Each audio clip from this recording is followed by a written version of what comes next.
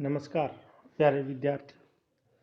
मैं तेजकरण चौहान, सह आचार्य इतिहास, मांगीलाल बागड़ी महाविद्यालय नोखा। आज हम बीए प्रथम वर्ष के पेपर सेकंड आधुनिक विश्व का इतिहास के एक अत्यंत महत्वपूर्ण विषय वियना कांग्रेस और संयुक्त व्यवस्था के बारे में जानकारी प्राप्त करेंगे। जैसा कि हम सभी जानते हैं, नेपोलियन के युद्धों के पश्चात पूरे विश्व की राजनीतिक व्यवस्था अस्त व्यस्त हो गई थी। वियना सम्मेलन के द्वारा स्थापित यूरोपीय व्यवस्था न केवल यूरोप के बल्कि विश्व इतिहास की एक अत्यंत महत्वपूर्ण घटनाओं में से एक मानी जाती है। वियना सम्मेलन के द्वारा स्थापित की गई यूरोपीय व्यवस्था को यूरोप की संयुक्त व्यवस्था भी कहा जाता है। वस्तुतः यह अंतर्राष्ट्रीय शांति की एक योजना थी तथा अंतर्राष्ट्रीय सहयोग की दिशा में उठाया गया एक अत्यंत महत्वपूर्ण कदम था। रूस, प्रसा, ऑस्ट्रिया और इंग्लैंड ने मिलकर नेपोलियन को युद्ध में परास्त कर दिया था और यूरोप को फ्रांस के विध्वंसकारी युद्धों से मुक्त कराया था। अतः अब यूरोप में शांति बनाए रखने का उत्तरदायित्व भी इन्हीं राज्यों पर आ गया था। यूरोप की संयुक्त व्यवस्था की स्थापना इन्हीं राज्यों अर्थात रूस, प्रसा, ऑस्ट्रिया और इंग्लैंड ने मिलकर की थी। जैसा कि कैटलबी लिखते हैं कि वियना की संधियों के पालन की गारंटी यूरोपीय शक्तियों ने मिलकर की थी, किंतु पिछले कुछ वर्षों के अनुभव ने सभी हृदयों में ऐसी इच्छा जागृत कर दी थी कि अंतर्राष्ट्रीय सुरक्षा के लिए कुछ और ठोस कदम उठाए जाने चाहिए और कुछ ऐसी व्यवस्थाएं स्थापित की जानी चाहिए जिससे सबकी पारस्परिक रक्षा हो सके। वियना का सम्मेलन 1815 में ऑस्ट्रिया की राजधानी वियना में हुआ, जिसके उद्देश्य, सिद्धांत, कार्य और महत्व अपने विशिष्ट महत्व के थे। जब हम इसके लक्ष्यों की बात करते हैं तो स्पष्ट देखते हैं नेपोलियन बोनापार्ट ने अपनी विजयों के द्वारा यूरोप के मानचित्र में जो परिवर्तन कर दिए थे, उसका पुनर्निर्माण करने के लिए ऑस्ट्रिया की राजधानी वियना में यूरोप के प्रमुख राजनीतिज्ञों और प्रतिनिधियों का सम्मेलन बुलाया गया था। इस सम्मेलन को वियना के नाम से जाना जाता है। वियना सम्मेलन के निर्णयों पर मेटरनिख के विचारों का पूरा प्रभाव पड़ा था। इसके अतिरिक्त इस सम्मेलन में रूस के जार अलेक्जेंडर प्रथम, इंग्लैंड के विदेश मंत्री कैसलरे, फ्रांस के विदेश मंत्री तेलेरा और प्रसा के सम्राट फ्रेडरिक विलियम तृतीय की उपस्थिति ने इस सम्मेलन को और भी अधिक आकर्षक बना दिया था। वियना सम्मेलन में अनेक महत्वपूर्ण निर्णय लिए गए,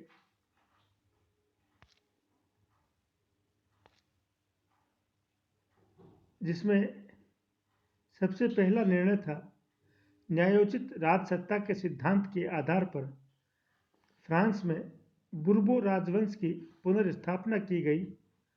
सम्राट लुई 16वें के छोटे भाई लुई 18वें को फ्रांस का राजा बनाया गया। पिछले युद्धों के लिए फ्रांस को जिम्मेदार ठहराते हुए क्षतिपूर्ति के रूप में 70 करोड़ फ्रैंक की धनराशि फ्रांस पर लादी गई।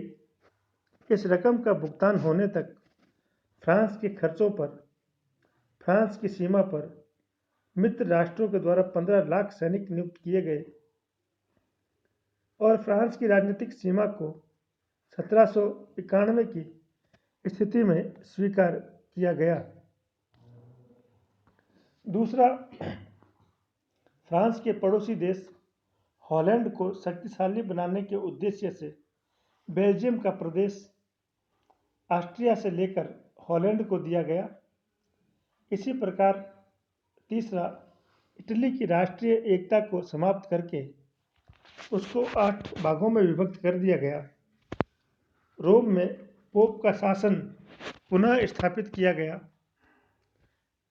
इसी प्रकार जर्मनी के छोटे छोटे 39 राज्यों को मिलाकर जर्मन परिसंघ बनाया गया, जिसके अध्यक्ष पद पर ऑस्ट्रिया के सम्राट को नियुक्त किया गया।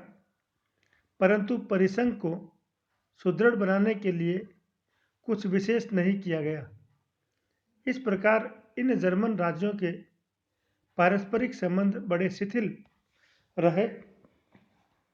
इसी प्रकार पांचवा महत्वपूर्ण निर्णय, ऑस्ट्रिया को बेल्जियम के बदले में इटली के लोम्बार्डी और वेनेशिया के प्रदेश प्रदान किए गए।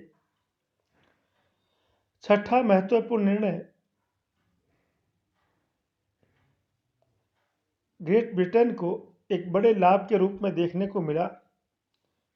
ग्रेट ब्रिटेन को हेलिगोलैंड, माल्टा, आयोनियन द्वीप समूह, Cape Colony, Tobago, Saint Lucia और त्रिनिदाद इत्यादि के क्षेत्र प्राप्त हुए, जो औद्योगिक दृष्टि से अत्यंत महत्वपूर्ण थे।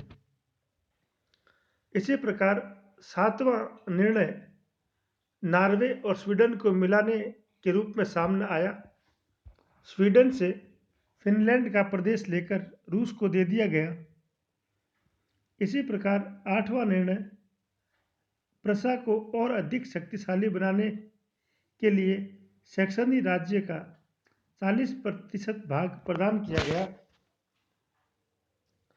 नौवां निर्णय इस कांग्रेस का जो महत्वपूर्ण था वह था पोलैंड का 3 हिस्सों में विभाजन करके उसका अधिकांश भाग रूस को प्रदान कर दिया गया। 10वां, वियना समझौते का प्रभावी ढंग से लागू करने और महाद्वीप में संयुक्त शांति बनाए रखने के उद्देश्य से इंग्लैंड, रूस, प्रशा और ऑस्ट्रिया ने यूरोप की संयुक्त व्यवस्था की स्थापना की।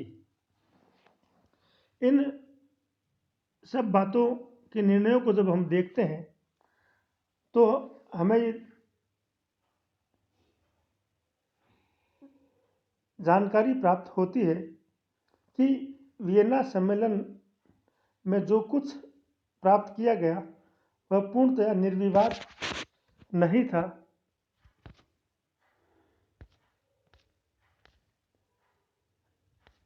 वियना सम्मेलन में भी कई प्रकार की कमियां विद्यमान थी, क्योंकि वियना का सम्मेलन अपने उद्देश्यों को प्राप्त करने में असफल रहा और न वियना सम्मेलन के सिद्धांत जो बनाए गए वो पूरी तरह से आगे चलकर पालन किए गए, जिसकी वजह से वियना सम्मेलन के द्वारा स्थापित की गई व्यवस्थाएं अधिक लंबे समय तक स्थायी नहीं हो पाई। जिन सिद्धांतों के आधार पर वियना सम्मेलन बुलाया गया था उन सिद्धांतों का अक्षरशः पालन नहीं किया गया। वियना सम्मेलन के जो सिद्धांत थे वो इस प्रकार थे। पहला, न्यायोचित राजसत्ता का सिद्धांत। यद्यपि सम्मेलन के प्रतिनिधियों के पारस्परिक मतभेद विद्यमान थे, परंतु इन मतभेदों ने सम्मेलन की असफलता की संभावनाओं को अधिक बढ़ा दिया था। फिर भी समस्याओं के समाधान हेतु कुछ सिद्धांत बनाए गए। उनमें पहला सिद्धांत था न्यायोचित राजसत्ता का सिद्धांत, अर्थात सभी सदस्यों ने यह स्वीकार किया कि पिछले 25 वर्षों में जो राजनीतिक उथल पुथल हुई, उस राजनीतिक उथल पुथल का कारण 1789 ईस्वी की क्रांति का होना था। अतः यह निश्चित किया गया कि 1789 की क्रांति से पूर्व सभी देशों में प्रचलित शासन व्यवस्था को पुनः स्थापित किया जाए, अर्थात उन प्राचीन राजवंशों को शासन करने का अधिकार पुनः प्रदान किया जाए जो 1789 की क्रांति से पूर्व सत्तारूढ़ थे। इसी प्रकार दूसरा सिद्धांत जो बनाया गया था वह था शक्ति संतुलन का सिद्धांत। इस सम्मेलन में यह निर्णय किया गया कि यूरोप का मानचित्र बनाते समय सभी देशों में पर्याप्त शक्ति संतुलन स्थापित किया जाए। इसके साथ साथ इस बात का भी ध्यान रखा जाए कि फ्रांस और अन्य ऐसे देशों की सीमाओं पर शक्तिशाली राज्य स्थापित कर दिए जाएं, जिससे कि वहां पर क्रांतिकारी विचारों के पुनः फैलने का भय न रहे। तीसरा सिद्धांत था पुरस्कार और दंड का सिद्धांत। सभी सदस्यों ने यह निश्चित किया कि नेपोलियन बोनापार्ट को पराजित करने में जिन देशों ने मित्र राष्ट्रों की सहायता की थी, उन्हें पुरस्कार स्वरूप राजनीतिक सीमा बढ़ाने का अवसर प्रदान किया जाए। इसके विपरीत नेपोलियन बोनापार्ट का साथ देने वाले देशों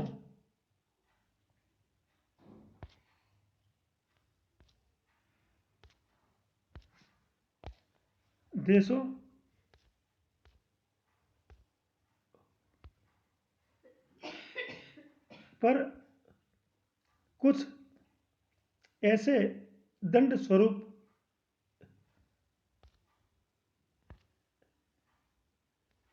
निर्णय किए जाए। चूंकि नेपोलियन एल्बा द्वीप से शीघ्र ही भाग निकलने में सफल हो गया, अतः कुछ समय के लिए इस सम्मेलन को स्थगित भी करना पड़ा। 1814 से 18 जून 1815 तक वाटरलू के युद्ध में पराजित होने के पश्चात जब तक नेपोलियन को बंदी नहीं बनाया गया, तब तक ऐसे राष्ट्र जिन्होंने नेपोलियन का साथ दिया था उनको दंड देने का भी निर्णय किया गया। वियना सम्मेलन के मुख्य प्रतिनिधियों में ऑस्ट्रिया का चांसलर मेटरनिक, जो कि इस सम्मेलन का संचालक था, वह मुख्य प्रतिनिधि था। इस सम्मेलन के निर्णयों पर मेटरनिक के विचारों का पूर्व प्रभाव पड़ा था। इसके अतिरिक्त इस सम्मेलन में रूस के जार अलेक्जेंडर प्रथम, कैसलरे, विदेश मंत्री फ्रांस के तेलेरा और प्रसा के सम्राट विलियम तृतीय का भी महत्वपूर्ण रोल रहा।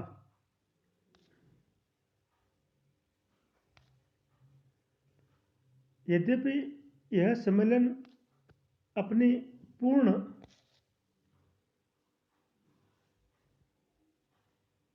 उद्देश्यों में सफल नहीं हो पाया, इस सम्मेलन में भी कुछ कमियां रही, जिसकी आलोचना भी समय समय पर की जाती रही है, जो इस प्रकार से कही जा सकती है।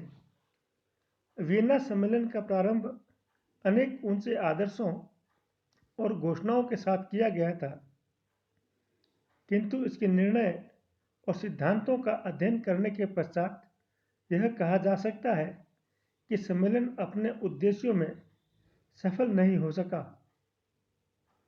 इसके निर्णयों में कुछ दोष विद्यमान थे जो इस प्रकार थे। पहला दोष जो था वह इस प्रकार है, इस सम्मेलन में किसी भी देश की जनता का कोई प्रतिनिधि नहीं बुलाया गया था। वस्तुतः यह शासकों का सम्मेलन था, जनता का नहीं।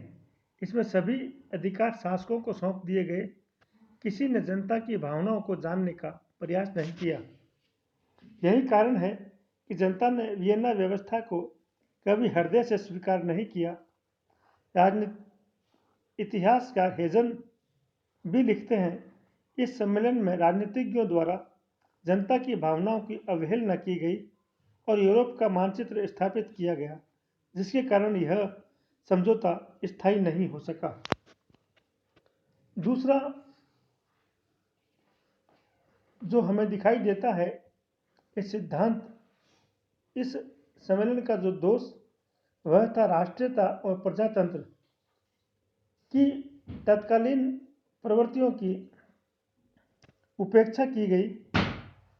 केवल शक्ति संतुलन का ध्यान रखते हुए यूरोपीय राज्यों की सीमाओं में परिवर्तन किया गया। इस गलती के कारण 1815 ईस्वी के बाद के वर्षों में निरंतर आंदोलन और क्रांतियां होती रही। इसीलिए एक इतिहासकार ने लिखा है, 1815 ईस्वी के बाद का यूरोप का इतिहास वियना व्यवस्था की त्रुटियों को सुधारने का इतिहास है। इसी प्रकार क्रांति के सिद्धांतों का उस समय इतना व्यापक प्रभाव था कि इन सिद्धांतों के विपरीत कोई भी व्यवस्था सफल नहीं हो सकती थी। वियना सम्मेलन में भी क्रांति के सिद्धांतों की अवहेलना की गई तथा सभी देशों में शासन के अधिकार प्राचीन राजवंशों को प्रदान करके पुरातन व्यवस्था को पुनः लागू कर दिया गया। इसीलिए सभी देशों की जनता ने इसके निर्णय को धीरे धीरे ठुकराना प्रारंभ कर दिया। इन सभी कारणों की वजह से यह सम्मेलन अपने उद्देश्यों को प्राप्त करने में असफल रहा, परंतु फिर भी इस सम्मेलन का अपना एक अलग महत्व अवश्य कहा जा सकता है। यद्यपि इस व्यवस्था में कई दोष हमें दिखाई देते हैं, फिर भी इसका अपना एक अलग महत्व है। वियना सम्मेलन यूरोपियन इतिहास की एक महत्वपूर्ण घटना है। इसका महत्व इस बात में है, उस समय मित्र राष्ट्रों के सामने शांति की स्थापना एक मुख्य समस्या थी। उसके कंधों पर महाद्वीप को युद्ध के तांडव से बचाने की जिम्मेदारी थी। निसंदेह उन्होंने अपने दायित्व का सफलतापूर्वक निर्वहन करने का प्रयास किया। उन्होंने वियना व्यवस्था के माध्यम से लगभग 40 वर्षों तक महाद्वीप को युद्ध की आग से बचाए रखा। दूसरा महत्व, सम्मेलन के निर्णयों में यद्यपि राष्ट्रीयता के सिद्धांतों की अवहेलना की गई, तथापि पिडमोंट, प्रसा आदि राज्यों को शक्तिशाली बनाकर अप्रत्यक्ष रूप से इटली और जर्मनी के राष्ट्रीय आंदोलन को सशक्त करने की पृष्ठभूमि का निर्माण भी इसी सम्मेलन के द्वारा हुआ। तीसरा, इस सम्मेलन ने भविष्य में परस्पर बातचीत के द्वारा समस्याओं को हल करने की नवीन परिपाटी को जन्म दिया। इस सम्मेलन को भविष्य के यूरोप का आधार भी माना जा सकता है। एक इतिहासकार लिखते हैं, वियना सम्मेलन के प्रतिनिधि ईश्वर के अवतार नहीं थे। अपनी शक्ति के द्वारा उन्होंने शांति स्थापना के लिए हर संभव महत्वपूर्ण कार्य करने का प्रयास किया। उनके लिए उनकी सराहना की जानी चाहिए। इस प्रकार 1815 का वियना सम्मेलन का अध्ययन एक महत्वपूर्ण अध्याय है, जिसके आधार पर भविष्य में होने वाली यूरोप की सभी राजनीतिक घटनाओं को समझने में हमें सहायता मिलती है। धन्यवाद। जय हिंद, जय भारत।